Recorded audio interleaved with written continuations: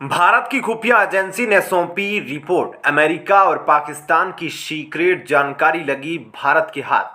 पाकिस्तान और अमेरिका मिलकर तैनात कर चुके हैं भारत के राफेल और S-400 को मार गिराने वाला हथियार। पीओके पर भारत को मिली बड़ी कामयाबी। पीओके के अंदर झंडे गाड़ने की हुई शुरुआत। दोस्तों, भारत की खुफिया एजेंसी चीन और पाकिस्तान पर बहुत ही बारीकी से नजर रखती है। तो वहीं अब भारत की खुफिया एजेंसी ने पाकिस्तान और अमेरिका को लेकर एक बड़ा खुलासा किया है। एक बार फिर से अमेरिका और पाकिस्तान के बीच कई जानकारियों को सार्वजनिक किया है। दरअसल भारत के पास दो ऐसे हथियार हैं जिनकी तैनाती के बाद पाकिस्तान का ब्लड प्रेशर बढ़ा हुआ है, जिसमें से पहला S-400 है और दूसरा पहाड़ों का योद्धा राफेल लड़ाकू विमान है। S-400 से पाकिस्तान कितना डरता है, आप इसी बात से अंदाजा लगा सकते हैं कि जब भारत ने पाकिस्तान से सटे इलाकों पर इसकी तैनाती करने की शुरुआत की थी तो उस वक्त पाकिस्तान की सरकार ने अपनी आर्मी के जवानों को तुर्की भेजा था, जहां पर तुर्की ने पाकिस्तान की सेना को ट्रेनिंग दी थी कि कैसे वे भारत के S-400 से बच सकते हैं, क्योंकि तुर्की के पास भी यह मिसाइल डिफेंस सिस्टम मौजूद है। वहीं अमेरिका और पाकिस्तान के बीच से जो खबरें निकल कर आई है उसके मुताबिक अमेरिका ने एक ऐसा पाकिस्तान को ट्रैकिंग सिस्टम दे दिया है जो S-400 और राफेल को तोड़ के रूप में देखा जा रहा है। यानी कि दावे किया जा रहे हैं कि पाकिस्तान के इस डिफेंस सिस्टम के उपयोग से भारत का S-400 और राफेल दोनों को जाम कर दिया जाएगा।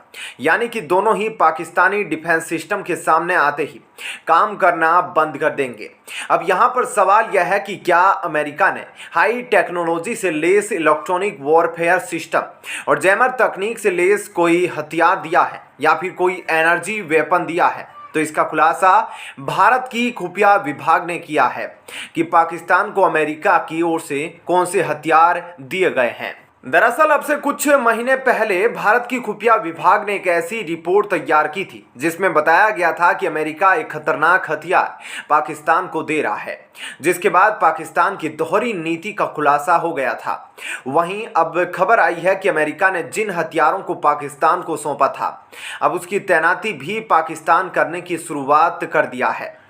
उधर दुनिया में माना जाता है कि किसी भी देश के पास सबसे हाई इंटेंसिटी वाला रडार है तो वह अमेरिका के पास है, जिसका नाम TPS-77 है। यह multi role tracking radar 500 kilometre की रेंज पर बहुत ही सटीकता से काम करता है। इस रडार के सामने फाइटर जेट की बात की जाए तो यह लगभग 350 किलोमीटर ट्रैकिंग कर सकते हैं। भारत के खुफिया विभाग के खुलासे के बाद पाकिस्तान के पूर्व प्रधानमंत्री इमरान खान के एक बयान का भी तेजी से जिक्र किया जा रहा है। उन्होंने कहा है कि अमेरिका उनको पाकिस्तानी पद से हटाने के लिए पाकिस्तान के सेना पर दबाव बना रहा है और पाक को हथियारों की सप्लाई कर रहा है। इस बीच अमेरिका ने 16 की संख्या में TPS-77 भी देने का ऐलान किया था, जिसकी डिलीवरी भी अब शुरू हो चुकी है। आइए जानते हैं अमेरिकी रडार सिस्टम TPS कितना खतरनाक हो सकता है। दरअसल जब भारत ने पंजाब प्रांत में S-400 की तैनाती की थी तो उस वक्त माना जा रहा था कि इसमें लगे रडार 600 किलोमीटर दूर तक के एरिया को ट्रैक कर सकते हैं, जो आसानी से पाकिस्तान की खुफिया तैयारियों को ट्रैक कर सकेगा। वहीं जब राफेल भारतीय वायुसेना में शामिल हुआ तो माना जाने लगा कि अब राफेल के जरिए पाकिस्तान की सीमा में घुसने की जरूरत नहीं होगी। सीमा के इस पार से ही पाकिस्तान के एयरवेज और आतंकी कैंपों को उड़ाया जा सकेगा। तो अब अमेरिका ने जिस TPS को पाकिस्तान को सौंपा है, यह रडार सिस्टम पूरी तरीके से S-400 और राफेल के खिलाफ ही तैनात होने वाला है। अब इससे पाकिस्तान भारत के अंदर 300 से 500 किलोमीटर के बीच उड़ने वाले किसी भी फाइटर जेट, ड्रोन या मिसाइलों को ट्रैक कर लेगा। आपको बता दें, TPS रडार सिस्टम अमेरिका की सबसे पावरफुल संस्था लॉकहीड मार्टिन के द्वारा बनाया गया है। यह रडार मोबाइल वर्जन होंगे, यानी किसी भी ट्रक या वाहन पर इन्हें लोड करके आसानी से एक जगह से दूसरी जगह ले जाया जा सकेगा। वहीं अमेरिकी कंपनी का यह भी दावा है कि यह काफ़ी कम ऊंचाई पर उड़ रहे हथियारों को भी डिटेक्ट कर लेंगे। बाकी रडार सिस्टम की कितनी ताकत होगी यह तो आने वाले समय में ही पता चलेगा। लेकिन वहीं अमेरिका, जो भारत का सबसे बड़ा हितैषी होने का ढोंग रचता है, उसका खुलासा तो भारत में हो चुका है। यही वजह है कि अमेरिका को आज तक भारत ने अपने देश में सैन्य बेस स्थापित करने की परमिशन नहीं दी। दरअसल जब अफगानिस्तान से पूरी तरीके से तालिबान ने अमेरिका को खदेड़ दिया तो उस वक्त एशिया से अमेरिका की मौजूदगी बिल्कुल खत्म हो चुकी थी। तो उसने भारत में अपने सैन्य बेस को स्थापित करने की मांग की थी, लेकिन भारत ने उसकी मांग को खारिज कर दिया था। यही वजह है कि वह अपनी एशिया में पकड़ बनाने के लिए पाकिस्तान का सहारा अमेरिका ले रहा है। बहरहाल दोस्तों, यह तो थी पाकिस्तान की तैयारी से जुड़ी खबर। अब आइए आपको बताते हैं, पाकिस्तान भले ही जितनी तैयारी कर ले, लेकिन पीओके वापसी की जो शुरुआत हुई है उसे पाकिस्तान रोक नहीं सकता। दोस्तों आप यकीन मानिए, अब भारत को इतनी बड़ी सफलता पीओके के अंदर मिली है जिसको जानकर आपको भी विश्वास हो जाएगा कि अब पीओके भारत की मुट्ठी में है। लेकिन सवाल यहां पर यह है कि अगर भारत पीओके वापसी के लिए पाकिस्तान पर ताबड़तोड़ हमले करता है, जैसा कि आज रूस यूक्रेन पर कर रहा है, तो पश्चिमी और यूरोपीय देशों का भारत के साथ कैसा बर्ताव रहेगा? क्या पश्चिमी और यूरोपीय देशों से भारत को सपोर्ट मिलेगा या फिर भारत पर भी रूस की तरह के प्रतिबंध लगाए जाएंगे? यूक्रेन पर आक्रमण करने के चलते रूस पर प्रतिबंध लगाए गए हैं, लेकिन रूस पर प्रतिबंध का ज्यादा असर नहीं देखने को मिल रहा है।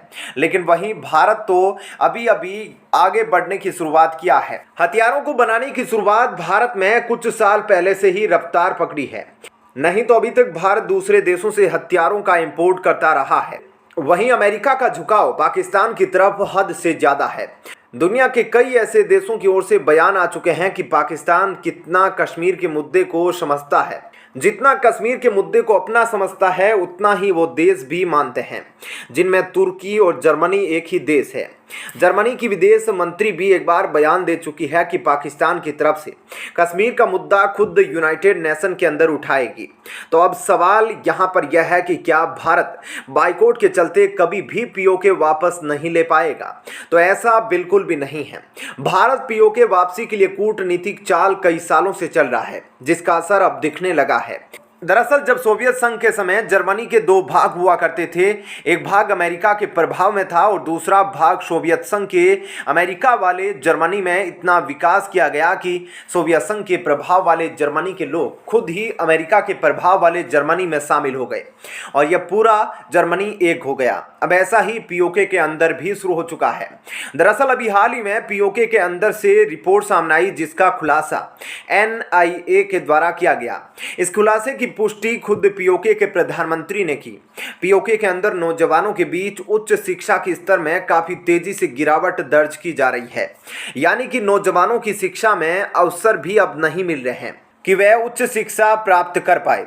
भारत यही चाहता भी था, क्योंकि जो प्रमुख आंदोलन है वह पीओके के लोगों के द्वारा शुरू होना है और इस आंदोलन को बस भारत सपोर्ट करेगा और खुद पीओके भारत में शामिल होगा।